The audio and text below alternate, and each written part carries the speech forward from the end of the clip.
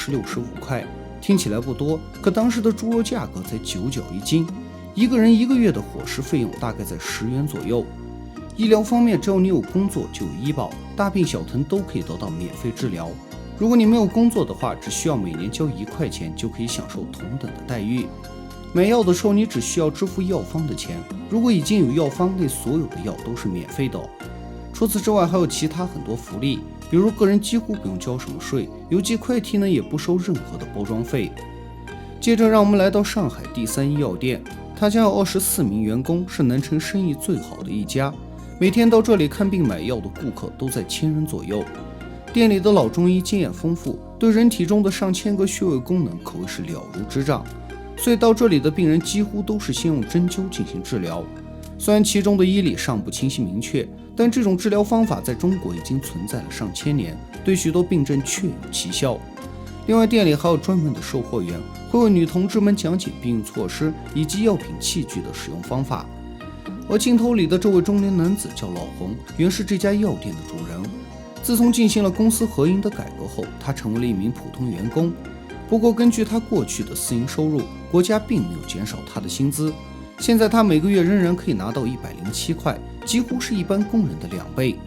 起初呢，老洪也参与店铺的管理，但由于他根深蒂固的资本主义思维，所以并不能很好的适应现在的需求。比如在进货问题上，按照他原来的思维，就是什么好卖进什么，什么赚钱卖什么。而现在是不管好卖不好卖，只要老百姓有需要的货都会去进。像氧气瓶是用的不多，进价又高，但为了少部分病人的需要，所以药店还是会做一些储备。也就是说，原来药店遇到啥问题都是从钱的角度出发，而现在一切都是从人民的需要出发。在私营时期，药店就是老板一个人讲了算，员工只需要像机器一样执行具体的工作，对经营服务方面也没有什么发言权。但现在无论你是老板还是管理者，都需要像普通员工一样参与实际的工作，而每一个人都能畅所欲言，对药店的发展提出自己的建议和想法。另外，由于农村到城里的交通并不方便，所以城里的百货店会主动把水壶、钟表等家居生活用品拉到乡下，以方便村民购买。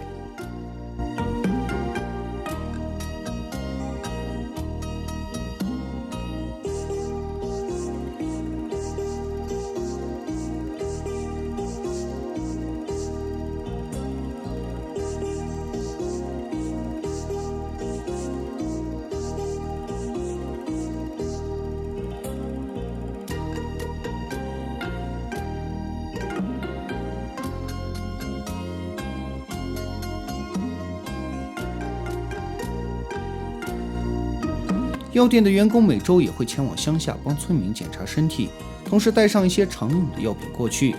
当药卖完后，店员还会帮着村民挖地种菜，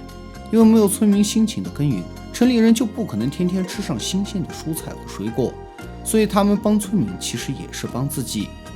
除此之外，几家大的药店为了能真正的提高服务质量，专门成立了一个工作监督委员会。监督员会根据病人的反馈，直接向生产药品的厂家提出改进的意见。他们也会前往乡下实际的去了解病人服药治疗后的情况。像镜头中的老人就反映之前的药效不好，针灸的治疗也没什么效果。虽然老人不懂什么医理，但他能明显感觉到医生在下银针时犹犹豫豫，拿捏不准，所以他希望下次能让经验丰富的老中医来治疗。另外还有一些村民反映来城里买药时，售货员的态度不是很好。当监督员了解了实际的情况后，会回去进行开会讨论，只要是合情合理的意见都会采纳和改进。今天我们老说改进服务质量怎么改，其实就是细节。这种监督形式虽然费时费力，但却真正的提升了药店的整体服务质量，而不是搞一个形同虚设的意见箱或者所谓的投诉电话。那么本期解说就到这里，如果大家有什么看法和想法，欢迎在评论区留言讨论。